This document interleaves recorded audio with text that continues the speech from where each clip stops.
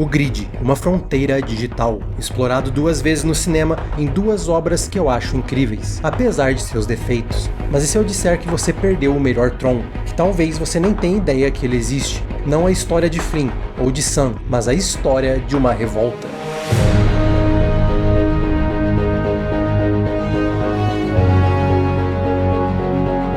Tron Uprising, ou como saiu aqui no Brasil, Tron: A Resistência, é uma série animada que serve de prequel para Legacy, contando o que acontece entre a ascensão de Clu e a chegada de Sam Flynn. É uma história com ótimos personagens, um visual tão impactante quanto os dos filmes e uma animação surpreendentemente adulta, forçando até mesmo os limites da violência em uma animação da Disney.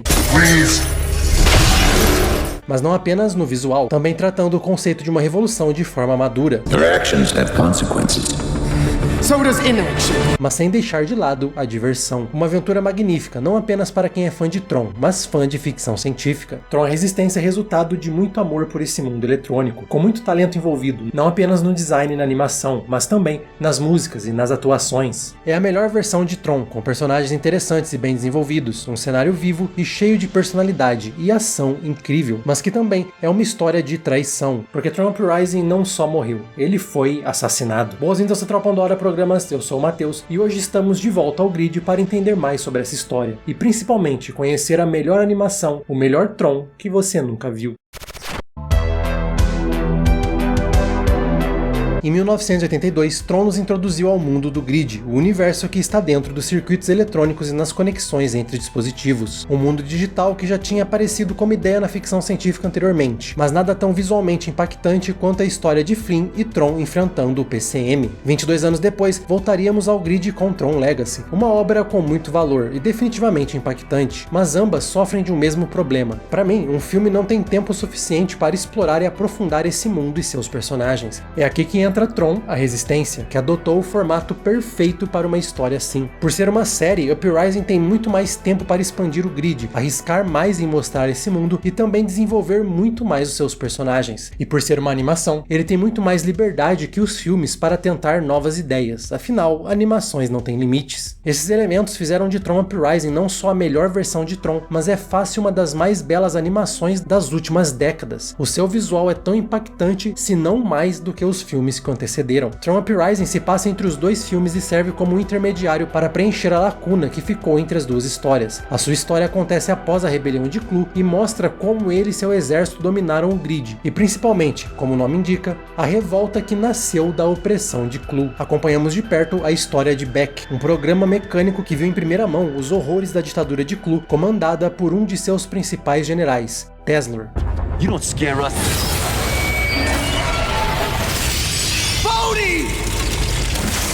Beck então decide revidar, usando o nome de Tron para tentar lembrar os programas de como lutar contra a tirania, ao convencer a todos que Tron ainda vive. Mas para sua surpresa, You were right about one thing.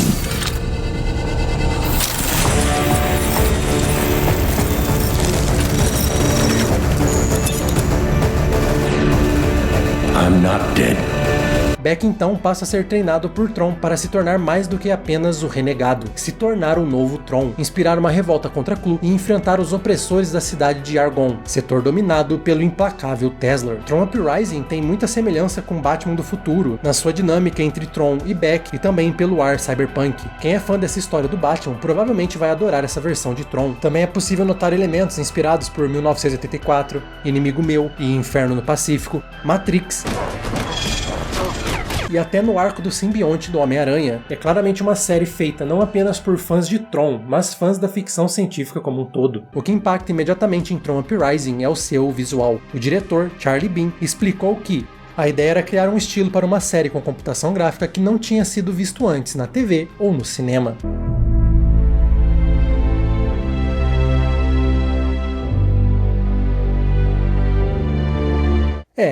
Na mosca.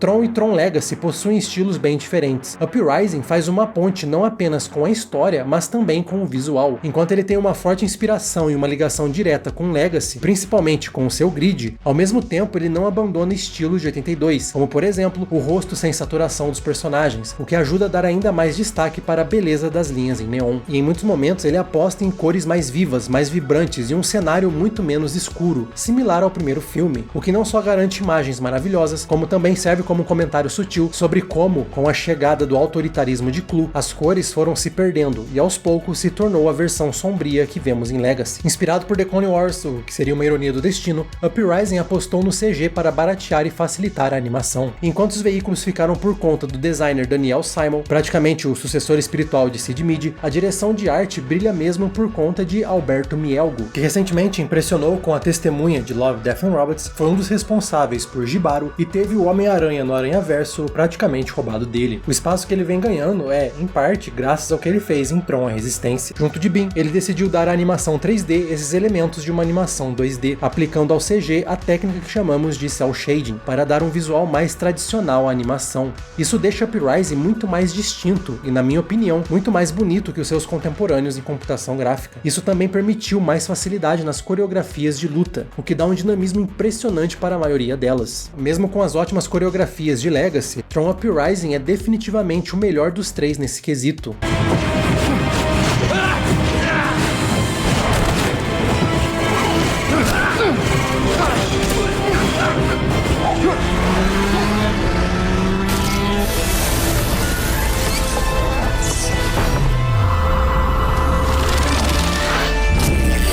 É a versão de Tron que definitivamente tem as melhores cenas de ação, mas como a perfeição mora nos detalhes, algo que pode passar despercebido, mas é o grande diferencial de Uprising, é o modelo de seus personagens. Se afastando do realismo, o que os filmes não podiam fazer, afinal eram pessoas de verdade, os personagens possuem proporções erradas. Braços e pernas alongados, troncos menores e detalhes que fazem pessoas obcecadas por realismo se contraírem. Mas é justamente por isso que ele é tão ímpar e impactante, e você pode estar reconhecendo esse estilo de design. Ele foi feito por Rob Valley, co-diretor do melhor episódio de Love, Death and Robots, Zima Blue, ou ainda mais icônico, o diretor e animador de vários clipes clássicos do Gorillaz. Uma vez que você descobre isso, é fácil ver como o estilo de Valley eleva o design dos personagens e os tornam muito mais marcantes. Se em 82 eles aproveitaram a tecnologia digital para algo único, e em 2010 eles tentaram usar o 3D para se destacar, Uprising aproveita os limites da animação, ou melhor, a falta deles, para também ser único do seu jeito. Não é usar a animação para fazer algo mais barato que live action, mas tratar essa forma de arte como a tela em branco que você precisa para ser único. Visualmente, essa versão é fantástica, inesquecível, unindo os designs de veículos e de seus personagens, as cores e luzes, as cenas de ação, aos cenários. Tron Uprising é fácil uma das mais estilizadas, visualmente impactantes e, por falta de palavra melhor, maravilhosas animações dos últimos 20 anos. Se você é fã de animação como um todo, eu recomendo muito que você veja Uprising. Um visual esplêndido, realmente incrível, mas o que é do visual sem conteúdo? Será que Tron: A Resistência pode ser tão bom em sua essência quanto é em sua superfície? Sim, ele é.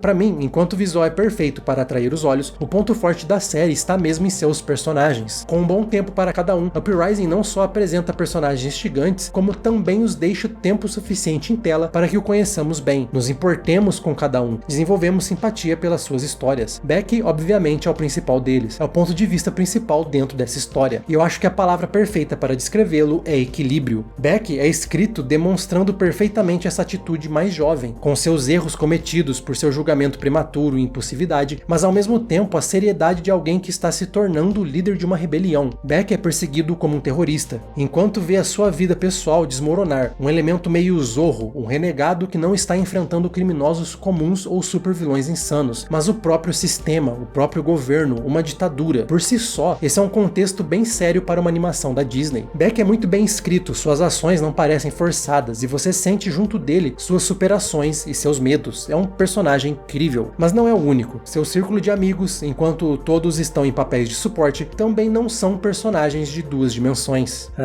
É realmente fácil se importar com eles, e em muitos episódios eles se tornam um foco e servem para mostrar que a revolta não vem de apenas uma pessoa, e ela pode vir de qualquer um, e ser resultado da combinação de pequenos atos. A animação tem uma facilidade de escrever personagens que impactam imediatamente, até aqueles que aparecem por pouco tempo, como o antagonista Dyson, braço direito de Clu e supervisor de Tesla.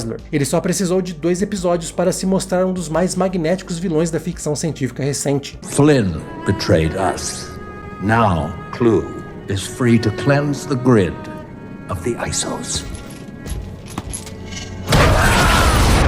O mesmo serve para Cyrus, que também aparece por apenas 2 episódios, mas a sua aura ameaçadora também o tornou um favorito entre os fãs. Mas se vamos falar de vilões, o grandão de Uprising é o que merece mais atenção, o antagonista mor, General Tesler.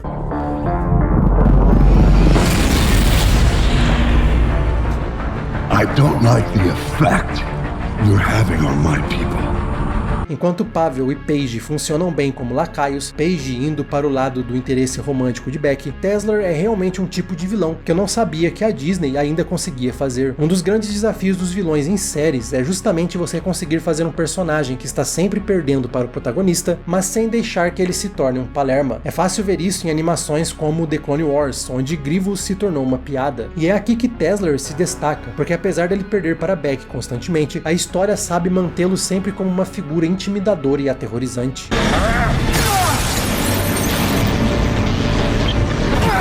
You're no Tron, but you're about to share his fate. Mas ao mesmo tempo, sem torná-lo um vilão sem nuances, demonstrando também medo, preocupações, ansiedades. É um vilão muito bem construído, com falhas, mas sem nunca deixar de ser uma verdadeira ameaça. E até mesmo sem perder o timing da comédia. Oh, not him. That vile two-faced phony. Dyson! What a wonderful surprise. Eu realmente amo odiar o Tesler, um dos melhores vilões que acompanhei em uma série. Sim, em qualquer série de todos os tempos. Mas o verdadeiro astro do show é Tron, algo que Legacy falhou em fazer. Nada contra sua versão Hensler, ele é maneiro, mas na animação é onde Tron realmente é o guerreiro eletrônico, o gladiador dos usuários. Good news, I'm healed. Bad news, I'm healed.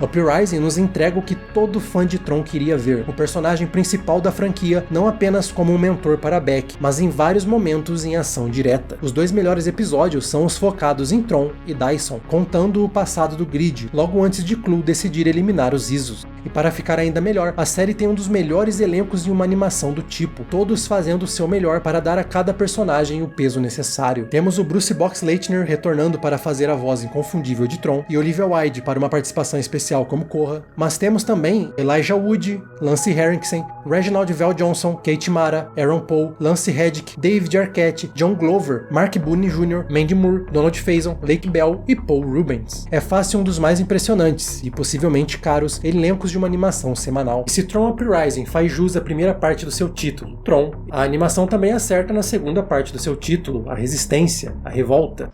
Tron Uprising é surpreendentemente realista ao elaborar o seu cenário político e social. Em vez de uma dominação apenas pela força, a tirania de Tesler demonstra muito mais similaridade com o mundo real, porque a ditadura de Clu não é imposta, ela é justificada. Uprising dá mais detalhes sobre a rebelião de Clu e como foram as guerras Iso. No filme, vemos que Clu simplesmente decidiu destruir os Isos, como um ataque rápido e direto, mas a revolta mostra como esse foi um processo bem mais lento, onde os Isos foram caçados e expulsos de suas casas, isolados e ostracizados, mas com o apoio de outros programas. A história nos lembra da importância de não acreditarmos apenas no ponto de vista de quem está no poder, principalmente quando o assunto é quem são os inimigos. I've heard they're insane, that they can even de-res programs with their bare hands. O governo de Clu, antes de começar a exterminar os Isos, os pintam como terroristas, como programas que são capazes de espalhar vírus, de destruir prédios inteiros em ataques premeditados, de infectar e matar outros programas, quando na verdade são apenas programas assustados querendo sobreviver. This is our home too. Enquanto o verdadeiro vilão, na verdade, é... Collaborating with traitors must be punished. But we helped you! But we helped you! O mesmo acontece com o próprio Beck, parte da genialidade que comentei mais cedo sobre Beck sempre vencer, mas isso nunca tornar Tesler uma ameaça menor. É porque o general sempre consegue reverter a situação, e logo o renegado se torna também um criminoso perante o governo. O curioso é que não para por aí, mas por causa das inconveniências da revolução de Beck, até o cidadão comum passa a odiá-lo. Quando alguém se revolta contra o sistema, no fim, o sistema consegue reverter a derrota para as pessoas comuns, colocar o fardo da luta contra uma revolução em cima dos trabalhadores. My tanks have been sabotaged by that perfidious provocateur, the Renegade. I need them repaired immediately. And if they're not completed by the time I return, Well, there are far worse punishments than the games, I can assure you. O que faz com que eles acabem odiando o renegado, fazendo com que os trabalhadores de Argon passem a odiar quem está lutando pelo direito deles. É realmente uma surpresa ver como uma série infanto-juvenil lida com um assunto tão sério. Do outro lado, também vemos uma visão realista de como uma revolta começa. Beck inicialmente começa como um arruaceiro, um vândalo para o governo de Clu, cujo primeiro alvo é destruir uma estátua. Ele acredita que assim fará as pessoas lembrarem de Tron e elas lutarão. Mas quando Tron o chama para iniciar uma revolução de verdade, ele treme na base. A narrativa não vê a revolta como um chamado heróico, mas como um sacrifício relutante que tem as suas turbulências, seus desafios e principalmente suas perdas. The city is against you. Your friends blame you for it all. And it's only going to get worse. I know. And I'm ready. Uprising tira até um momento para mostrar como a revolução também pode ser apenas estética para alguns, com um episódio dedicado a programas que querem ajudar o renegado, mas apenas enquanto isso os dá holofote. A revolta é só uma chance de ser reconhecido como um artista, e não é vista como uma luta real, é apenas performático, é apenas estético. Uprising envelheceu muito bem, e talvez infelizmente ainda seja um espelho da nossa realidade. E isso em um programa da Disney, para crianças. Essa série tinha um potencial incrível para introduzir várias ideias um pouco mais complexas sobre coisas que acontecem na nossa realidade. Falar com um público mais jovem sobre assuntos sérios e de um jeito divertido, e principalmente fugindo do simplismo que é tão comum em obras que lidam com assuntos similares. Tron serve um papel maravilhoso dentro da revolta, não apenas como mentor de Beck, mas a sua visão de um mundo pacífico, livre, onde todos podem coexistir em liberdade é inspiradora. They've got the whole city on edge. Then it's time to take the edge off.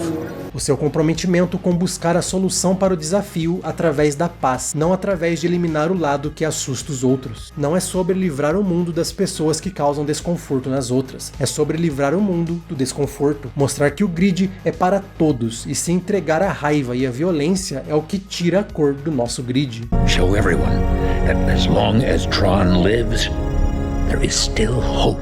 Eu realmente amo essa série. Eu mencionei a música, porque tem a música.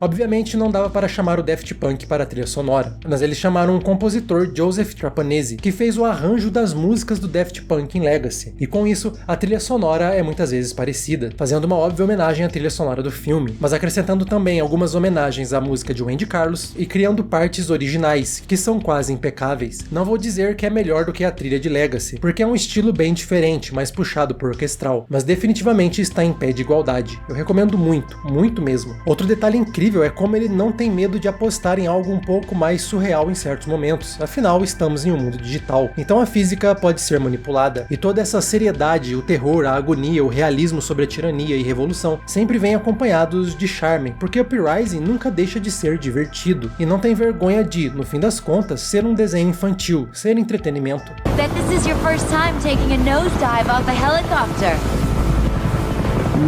Todo o esforço para criar uma das melhores animações das últimas décadas não passou despercebido. Tron Uprising garantiu o Emmy de melhor design de personagem para TV para Robert Valley, melhor design de produção para TV para Alberto Mielgo e foi indicado para melhor produção especial. Mielgo também levou um Emmy por desempenho especial individual em uma animação, pela sua direção de arte em Tron: A Resistência. Então temos uma primeira temporada maravilhosa, com todos os elementos no lugar para criar algo impressionante. Vemos então o começo da rebelião, o momento que estava todo mundo esperando, uma guerra contra Tesla, mas também temos Clu chegando com seu exército. Finalmente vamos ver a rebelião em uma guerra. Vamos descobrir como Clu inevitavelmente venceu, como Tron virou o Hensler. É só começarmos a ver a segunda temporada. A Resistência morreu depois da sua primeira temporada. O porquê ainda é um mistério, não existe informação concreta. Uma teoria diz que a Disney estava contando com Tron Legacy ser um grande sucesso, que faria Uprising dar ainda mais espaço para a franquia, principalmente entre um público mais novo. Mas com o filme indo abaixo da expectativa da Disney, a série não compensava mais. Então ela não só foi jogada para o Disney XD, como também teve marketing quase nenhum, e teve o dia e horário de exibição trocados várias vezes sem nenhum aviso, propositalmente diminuindo a audiência para justificar o cancelamento. Outra teoria é que entre 2012 e 2013 a Disney comprou uma franquia que agora me foge da memória, mas é um nome parecido com... a franquia que inspirou Tron para início de conversa. Por que tentar continuar construindo uma franquia que é original, se agora você tem uma das maiores franquias de todos os tempos? Ei, espera um pouco. Tron Uprising não era mais necessário, então ele foi simplesmente sabotado, cancelado, assassinado. O que sobrou para nós fãs é dizer adeus, renegado. E foi assim que uma das mais impressionantes animações das últimas décadas, a melhor versão possível de Tron, morreu. I know there are going to be setbacks, as well as victories. But I guess that's okay, as long as we keep fighting, and never lose hope. Essas não foram as únicas versões do Grid. Tron também ganhou quadrinhos, jogos, incluindo um excelente chamado Tron 2.0, que foi a última participação de Cindy Morgan na franquia e a última vez que vimos a direção de arte do filme original, e as corridas de moto-luz clássicas.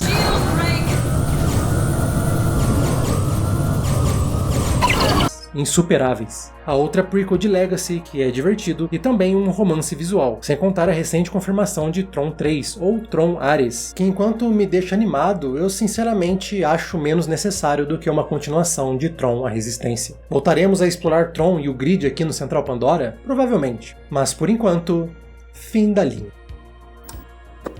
E como sempre, continue acompanhando o Central Pandora para receber entretenimento de todas as galáxias. Um agradecimento muito especial aos programas que ajudam a nossa nave a continuar navegando pelos universos da ficção científica, como nosso primeiro imediato, Mestre J, os membros da ponte de comando Mr. Vitim, Daniel Câmara e Saren, e os oficiais de ciência Rosana Barbosa, Santiago Friedrich, Marco Juliano, Nostromo e Everton Carpes.